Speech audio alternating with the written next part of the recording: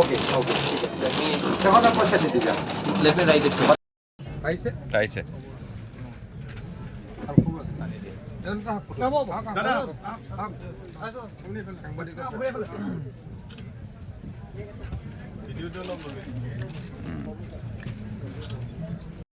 তেখেতলোকে মোক ক'লে যে ইয়াতেই হ'ব লাগে, ইয়াতে পাৰ্কিঙৰ অৱস্থা আছে। অলপ আগত মই অসমৰ মিডিয়া জগতৰ যিসকল বিশিষ্ট সাংবাদিক বিশেষকৈ এডিটৰসকলৰ লগত বহিছিলোঁ কিবা এটা সৰু কথাত, তেখেতলোকেও মোক ক'লে যে এইখন ইয়াতেই হ'ব লাগে গ্ৰন্থমেলাখন, ইয়াতে পাৰ্কিঙৰ অৱস্থা ভাল আৰু কমিউনিকেশ্যনৰ অৱস্থা ভাল। ঠিক সেইটো শুনি আহিছিলোঁ, পাব্লিচাৰসকলেও এইটোৱে ক'লে। মই মাননীয় মুখ্যমন্ত্ৰী ডাঙৰীয়াক অনুৰোধ জনাম ভৱিষ্যতে যাতে আমাৰ গ্ৰন্থমেলাখন ইয়াতেই হয়। আৰু এটা কথা শুনি অত্যন্ত ভাল লাগিল, যোৱাবাৰ 5 কোটি টকাৰ কিতাপ বিক্ৰী হৈছিল, এতিয়া আৰু 3 দিন হ'বলৈ আছে আৰু আগতকৈ 2 দিন কম হ'ব।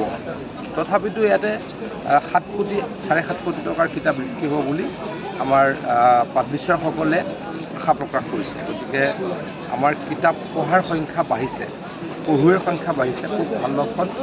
নপঢ়িলে আমি কি হ'ম, জ্ঞানী হ'ব নোৱাৰোঁ। নপঢ়িলে আমি কথা নাজানো, কথা নাজানোতে আমাক কি কৰে, আমাক অজ্ঞানতাৰ ফালে লৈ যায় আৰু আমি নিজৰ দৈনন্দিন জীৱনতে কি হওঁ, আমি সফল নহওঁ। গতিকে সফল হ'বলৈ পঢ়িবই লাগিব। কোনোবা বেলেগ, কোনোবাই পলিটিক্স কৰিব বেলেগকৈ পঢ়িব, কোনোবা ডক্টৰ হ'ব বেলেগকৈ পঢ়িব, কোনোবা কবি হ'ব তেওঁ বেলেগকৈ পঢ়িব, কোনোবা সাংবাদিক হ'ব তেখেতে বেলেগকৈ পঢ়িব। মুঠৰ ওপৰত পঢ়িবই লাগিব, খেতিয়কেও পঢ়িব লাগিব। গতিকে পঢ়িবলৈ কি লাগিব, কিতাপ লাগিব। আজিকালি ডিজিটেলৰ যুগত কিতাপৰ বৃত্তি বাঢ়িছে, কিন্তু ভাল চিন অসমৰ মানুহে কিতাপ আদৰি লোৱাটো আমাৰ জাতিটোৰ কাৰণে ভাল লক্ষণ। আৰু কিতাপ পঢ়িবলৈ অনুৰোধ জনাইছোঁ সকলোকে।